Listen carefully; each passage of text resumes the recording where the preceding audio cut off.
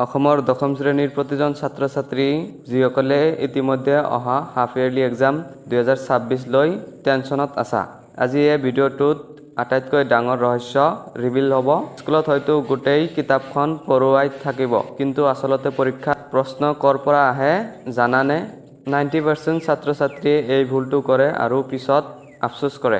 যদি তোমালোকেও কম নম্বৰ পঢ়ি পাছ বা টপাৰ হ'ব খোজা, তেন্তে আজিৰ এই সিলেবাছ আৰু মাৰ্ক ডিষ্ট্ৰিবিউচনৰ ভিডিঅ'টো একেবাৰে স্কিপ নকৰাকৈ শেষলৈ চাবা। প্ৰথমতে আহোঁ আমাৰ আটাইতকৈ ভয় লগা বিষয়টো, সাধাৰণ গণিতলৈ। হাফ ইয়াৰলি এক্সাম 2026ত গোটেই কিতাপ পঢ়াৰ কোনো প্ৰয়োজনীয়তা নাই। প্ৰথমতে পঢ়িব লাগিব পুনৰালোচনা আৰু অধ্যায় 1 বাস্তৱ সংখ্যা, য'ৰ পৰা মুঠ 20 নম্বৰ নিশ্চিত।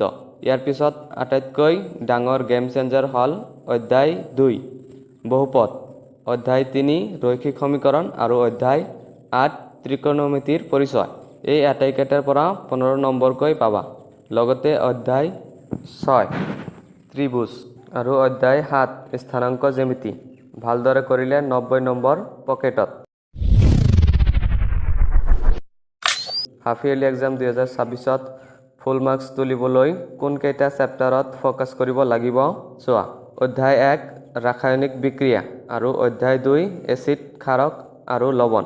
প্ৰতিটোৰে পৰা 15 নম্বৰ। পোনপটীয়াকৈ 18 নম্বৰ আনিব পৰা আটাইতকৈ গুৰুত্বপূৰ্ণ চেপ্টাৰটো হ'ল অধ্যায় 6 জীৱন প্ৰক্ৰিয়া। ইয়াক একেবাৰে বাদ নিদিবা।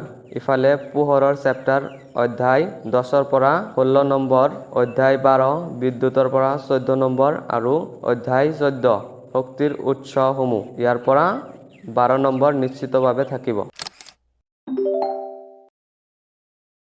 সমাজ বিজ্ঞানত নম্বৰ তোলা একেবাৰে পানী ভাত, যদি তুমি সঠিক ব্লুপ্ৰিণ্ট অনুসৰণ কৰা। ইতিহাসৰ পৰা বংগ বিভাজন, স্বদেশী আন্দোলন আৰু মহাত্মা গান্ধীৰ সংগ্ৰাম পঢ়িলে পাবা পোনপটীয়াকৈ 25 নম্বৰ। ঠিক একেদৰে ভূগোলৰ আৰম্ভণিৰ দুটা পাঠৰ পৰাও আছে 25 নম্বৰ। ৰাজনীতি বিজ্ঞানৰ ভাৰতীয় গণতন্ত্ৰ আৰু অৰ্থনীতিৰ মুদ্ৰা আৰু বেংক ব্যৱস্থা, প্ৰতিটোৰ পৰা আহিব 20 নম্বৰকৈ। মানে মাত্ৰ নিৰ্ধাৰিত কেইটামান পাঠ পঢ়িলেই সমাজ বিজ্ঞানত টপাৰ হ'ব পাৰিবা। আৰু শেষত আহিল আমাৰ ভাষা বিষয়টো, ইংৰাজী আৰু MIL অসমীয়া।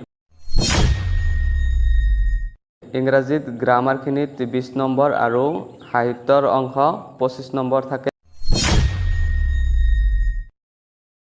আনহাতে আমাৰ অসমীয়াৰ পদ্যাংশ আৰু গদ্যাংশৰ পৰা 25 নম্বৰকৈ মুঠ 50 নম্বৰ। ব্যাকৰণৰ পৰা 20 নম্বৰ, ৰচনা আৰু লিখনিৰ পৰা 20 নম্বৰ। আৰু এটা কথা মনত ৰাখিবা, অসমীয়াত কোনো আভ্যন্তৰীণ মূল্যায়ন নাথাকে, পোনপটীয়াকৈ 100 নম্বৰৰ পৰীক্ষা হ'ব। বাৰু হাফ ইয়াৰলি এক্সাম 2026ৰ এই সম্পূৰ্ণ চিলেবাছ আৰু মাৰ্কছ ডিষ্ট্ৰিবিউচনৰ PDF যদি লাগে কমেণ্ট বক্সত কমেণ্ট কৰা। আৰু তোমালোকে কোনটো ডিষ্ট্ৰিক্টৰ পৰা ভিডিঅ'টো চাই আছা কমেণ্টত ডিষ্ট্ৰিক্টটোৰ নাম লিখিবা। ভিডিঅ'টো ইমানখিনি আছিল। All the best for your exam.